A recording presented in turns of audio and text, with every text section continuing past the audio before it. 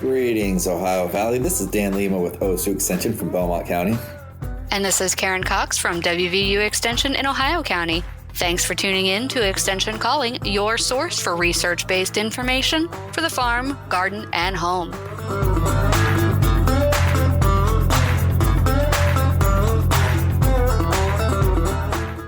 Hey friends, we need your help. In order to help keep this show going, we need to hear back from you.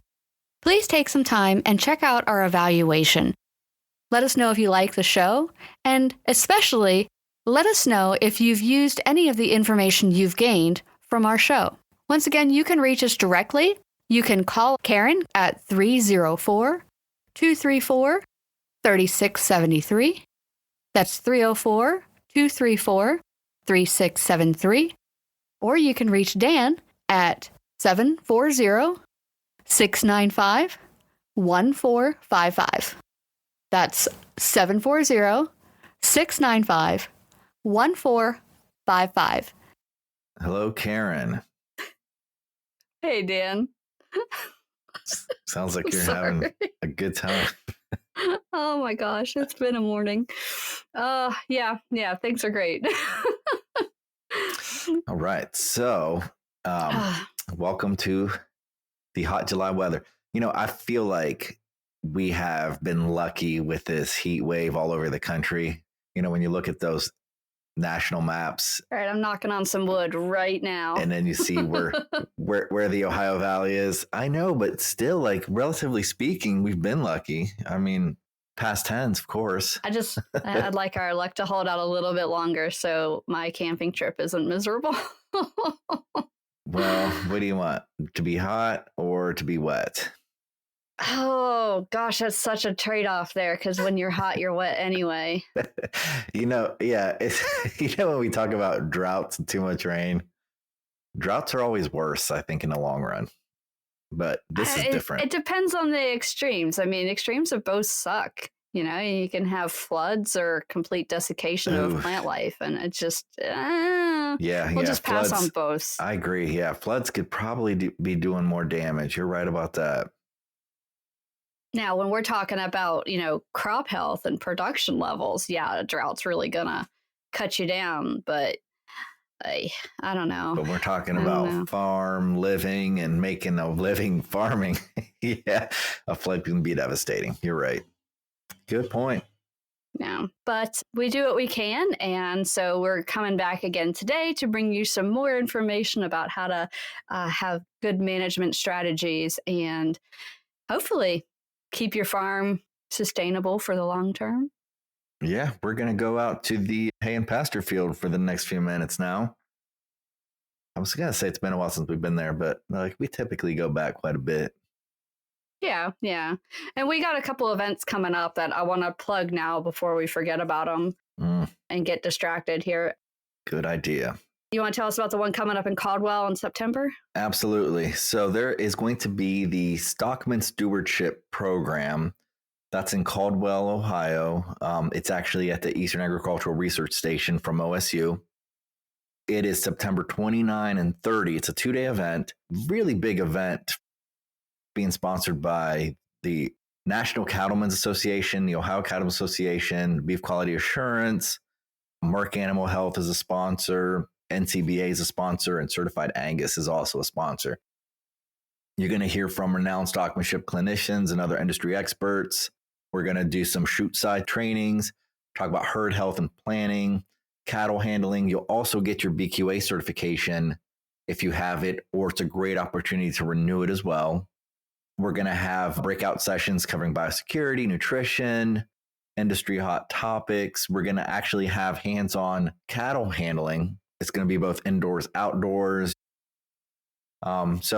But whether you're trying to renew or whether you just want it for the, just to have it, because it is a great program with really good knowledge and standards for livestock production, beef cattle production, and dairy as well. BQA counts for dairy too, because you do call those animals and they do end up in the food system as beef. But again, the Stockman Stewardship Program in Caldwell, Ohio, September 29 and 30. And that's going to be at the Eastern Agricultural Research Station. So a Friday and a Saturday, really good program, really big people that are going to be there. And it's just a great opportunity for us in this part of the country. And so for someone who wants to attend that event, they can just reach out to their local extension office in Ohio? Yes, please reach out. We can send you the flyer, give you the information, answer any questions that you might have. But yeah, absolutely. Really great program. So have any questions, just call, I'm going to say, any extension office in your area, at least in the state of Ohio. Karen, like the people your way, you can always send them to me if you don't have the flyer ready, because it is in Ohio. So it's kind of being promoted more through the state. But it is a federal program. So they do these programs all over the country. First time we've done it locally here. So it's pretty exciting. That's awesome. Yeah. And if you are really sad right now because you can't make it to that weekend, there is a follow-up opportunity for beef quality assurance training that's going to be happening in October here in Valley Grove. And that is going to be on the 20th of October. We'll do a beef quality assurance training in the evening. And then the following day at the Highlands in Wheeling, or Triadelphia, I guess it is, there'll be a small cattle conference, just a one-day event on the 21st of October. Those are both being hosted by the Northern Panhandle Conservation District. And so if you have questions or are interested in either of those and want to get registered, reach out to them and they can hook you up. Or you can always call me and I can get you the connections you need. Yeah, Karen can hook you up too. All right, so since we're already talking cows, let's move down a level and talk about grass some more. Yeah, and I love how you did that, because when we talk about pastures and hay fields, it's always, I like to say, feed soil to feed forages, because you can buy the equipment, you can buy the genetics, but really what's making you money is the forages. And those forages are really being fed by the soil. So right. In everything we do, it comes back to grass growth. Right. And if your grass isn't growing, or if it's not growing ideally, you can have the best genetics out there, but if you don't tap into its potential by giving it enough nutrition, you're not going to see it. And you can have the best haymaking equipment, but if you're not optimizing the regrowth and the quality, it's not going to translate into fatter calves. And I also like to point out that even the best management, when the grass isn't producing optimally, you're not going to really capitalize on that potential for the management piece. So if you're not optimizing the nutrition in a hay field or a pasture field, and there is some differences in management, but there are some universals to consider, then you are really not optimizing your potential for gain as far as economic gain. Right. And I was going to say something and I totally forgot what I was going to say. Well, hey, there's plenty to say. So if it comes back to you, just jump right back in.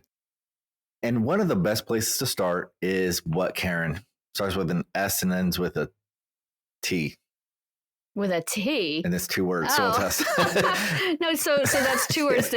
I was like, maybe that's not as obvious as I think it is, but like. Yeah, no. So we talked a little bit last time about soil. Well, we talked a lot last time about soil quality and making sure that you're making your macronutrients and that your pH is right. And so we're going to go from there and, talk about how whenever you're grazing, you really got to think about that root development and allow the plants to reach an optimum height. And when we get to these dry periods of the year, it gets a little convoluted on timing, because instead of just going on a schedule, you got to watch how high the grass is, right? And get out there and measure it. Hopefully y'all have a pasture stick or at least some way to measure the height of the grasses. Normally in this region, we like to have our grasses between 8 to 10 inches in height before you get the cattle back out in the field. That's allowed the grasses to get enough nutrients to really start replenishing those root systems, because the shorter you keep that grass, the shorter your root system is going to be. And so if you are out there treating it like a lawn and just letting your animals just keep mowing it down, then they're actually eating some of that regrowth, and it's not allowing the plant to bring nutrients back into its root system. You're just continually removing nutrients and you're weakening that root system. Yeah. And that management piece right there, Karen, is really important because now that regrowth is going to be dependent not only on your management, but also on the nutrition available for the forages. So when we look at the tri-state recommendations, which is basically heavy research that shows crop responses to fertilizer. So we say macronutrients, right? We're talking the nitrogen, the phosphorus, and the potassium. The nitrogen is the one that you have to keep replenishing because it's mobile, it goes away.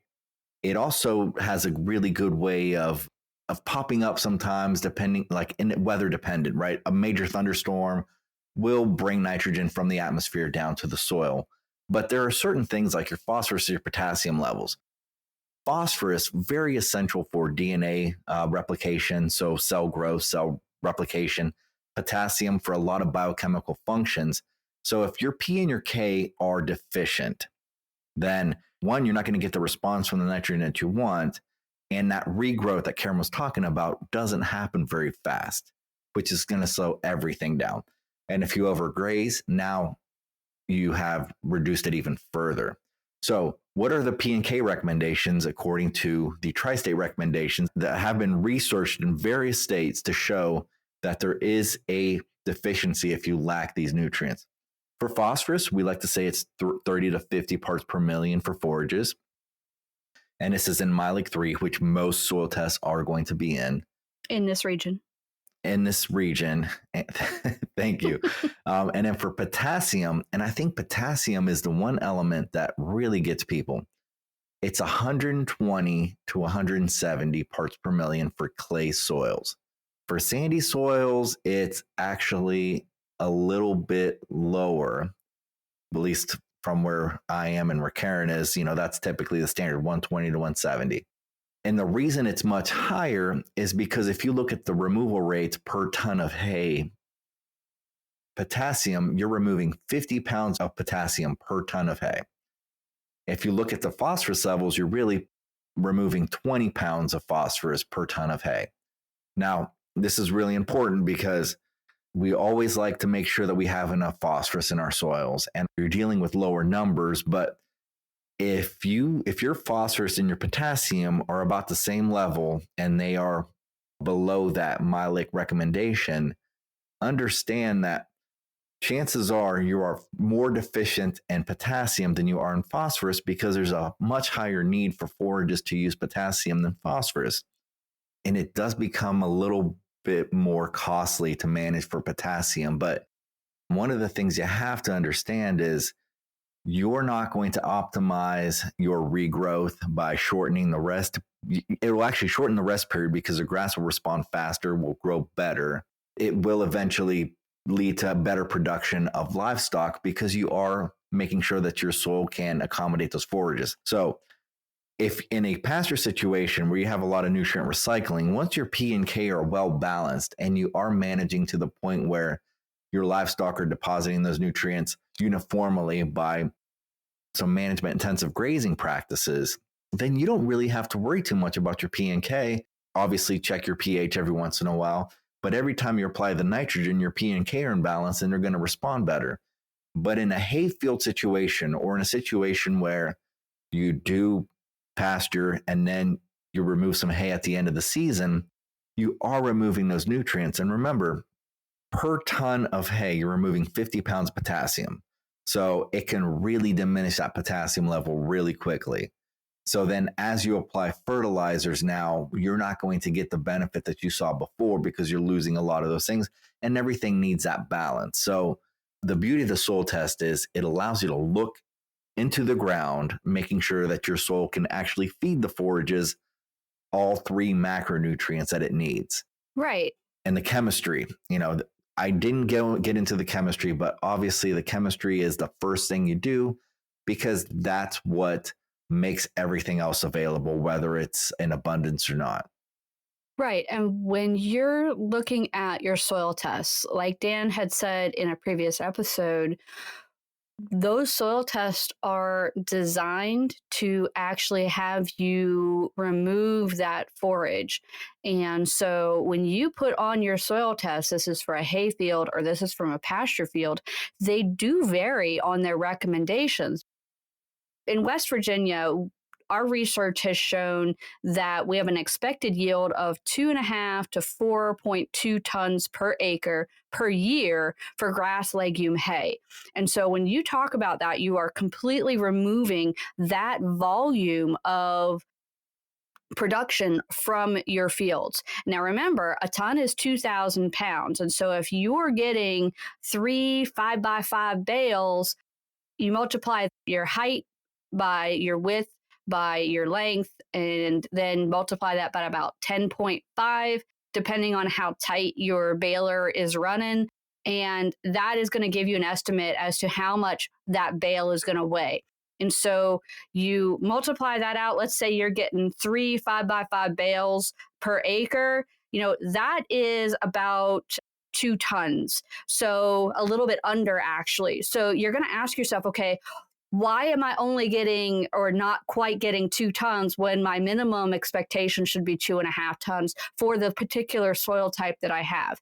And we've been doing a lot of research to update those expectations based on soil types for this area. So we think we have a pretty good idea on what you should be able to get out of your pasture, and you should be monitoring how much you're baling whenever you're taking that hay off so that you know if you're getting that maximum productivity. And if you're not, come talk to us and we'll take it a step back and say, okay, why aren't you getting the productivity you're expecting? Do we have a water deficiency or too much water? Or, what is potentially impacting that production level? Now, that is for a hay field. But when you're looking at a pasture field, we're going to drop your utilization down to probably 50% for rotationally stocked pasture. And so you are also getting some of that returned back to the field through the manure and the urine from the animals. And so you're not going to need to add as many nutrients to that pasture field as you would to that hay field. And that's exactly right. Your phosphorus and your potassium, really heavy in manure, but you can also replenish your phosphorus and your potassium by bringing hay from other places to a certain field, and that's, so when we talk about removal rates per ton, 40 pounds of nitrogen, 20 pounds of phosphorus, and 50 pounds of potassium per ton of hay that you bring in. Well, when an animal eats that, obviously it goes through the animal and gets deposited, but also as that bale decomposes, it also deposits those nutrients in that area. Right. So I know at WVU, Ed Rayburn, he did a lot of research into that. He was looking at the numbers. You look at the price of fertilizer, you always compare it to the price of hay. You soil test to know what fields need nutrients, and then you figure out the best way to do it. It's a very good way to deposit nutrients and feed your animals to bring in the hay from other places and place them in certain fields that are deficient in certain things. And again, when your phosphorus and your potassium are out of balance, the best management isn't going to be enough when your grass just isn't growing. Realize that, I've always had this many cows and I've had this much area to graze. And for some reason, I'm just not getting the gains I used to because the grass isn't growing fast enough. Well, you can improve your management, but if the nutrients aren't there, your grass isn't going to respond to that ideal height that Karen was talking about, 8 to 10 inches. Also, if you overgraze, it does take more time for the roots to replenish and then to get that rapid regrowth back. But that rapid regrowth is so dependent on the balance of your N, your P, and your K. And the only way to know that is to soil test. You can mess things up by poor management, but you can also not get the results you want with the best management if the nutrients aren't there, if you don't have that fertility in your soil, depending on how it's used. So think about whether a field is just grazed, whether a field is utilized for both or just one. And there's different ways to bring in those nutrients too. So a field that's just mowed for hay is going to be depleted faster than a field that's grazed.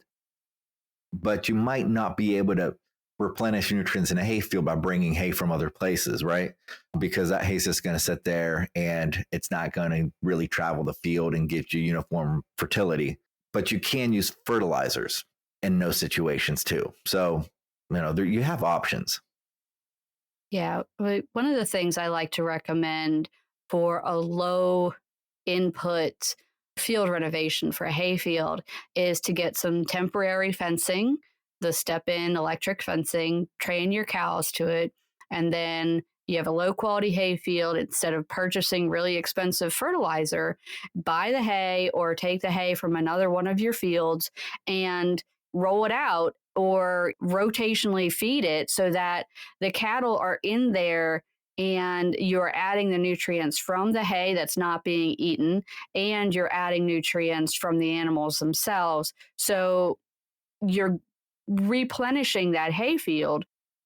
But really, the modern innovation of the step-in electrical fencing, especially if you have a solar power pack for it, you can really utilize some of the lands that we traditionally haven't been able to utilize because fencing is expensive. I mean, let's face it, a mile of fence is a lot of money, and it's not always feasible to get out there and install that fence. But this temporary fencing can really open things up. And Dan mentioned Ed Rayburn earlier.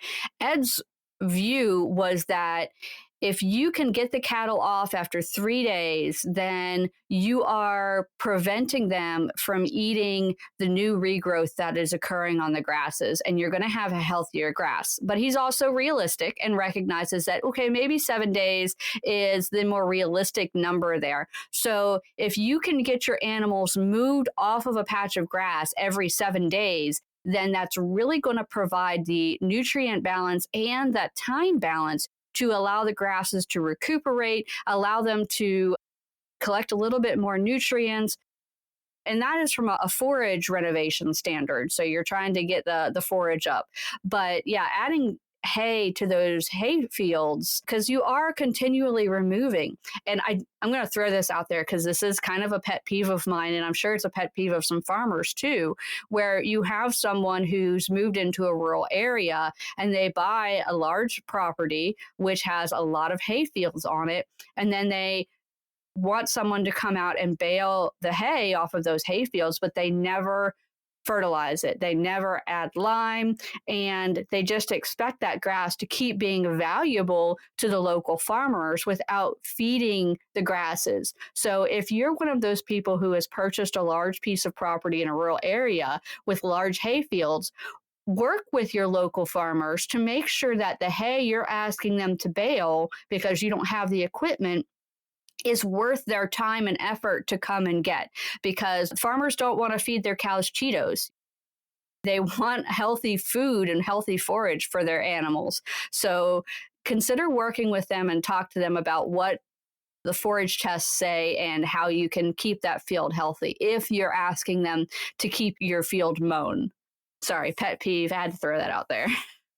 Well, yeah, and I think Cheetos are pretty good. No, well, Cheetos are a great treat, but it's not good nutrition. Yeah, you're right. You're right.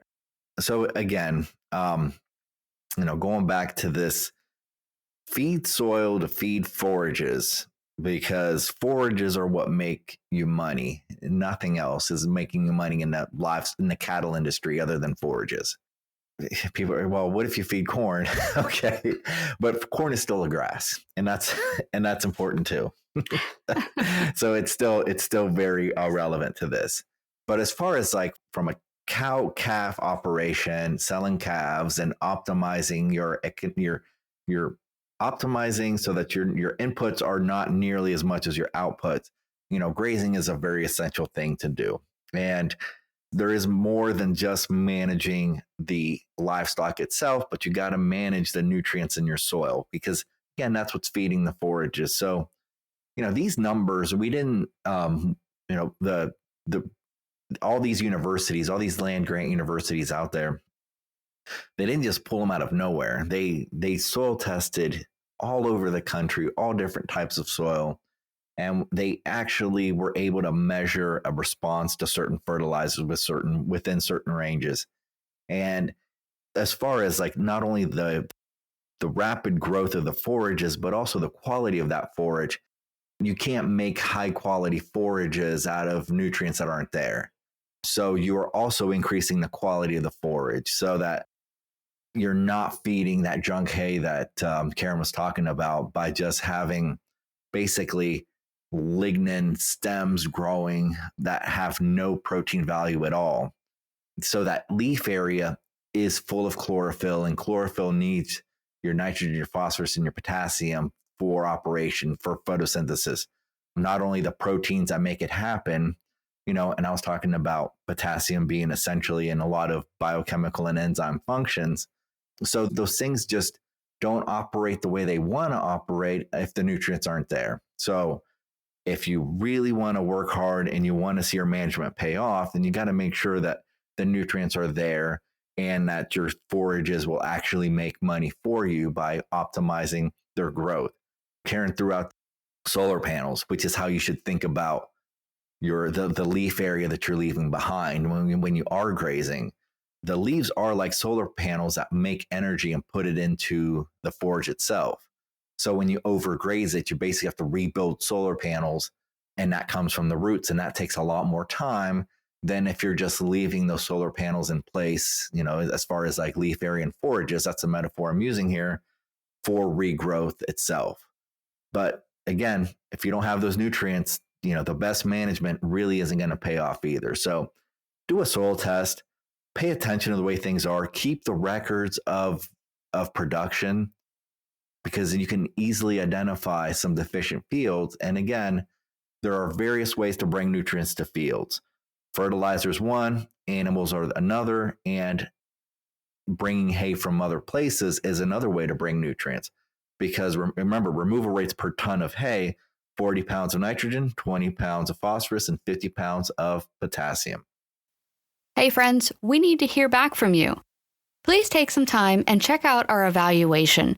Let us know if you've used any of the information you've gained from our show. Call Karen at 304-234-3673. That's 304-234-3673. Or you can reach Dan at 740-695-1455. That's 740-695-1455. Thanks for listening to Extension Calling. This show is a collaboration between OSU Belmont County Extension Educator Dan Lima and WVU Ohio County Extension Agent Karen Cox. If you'd like a transcript of this show, contact us at the office. Also, let us know if you enjoy the show by ranking us on your podcast app.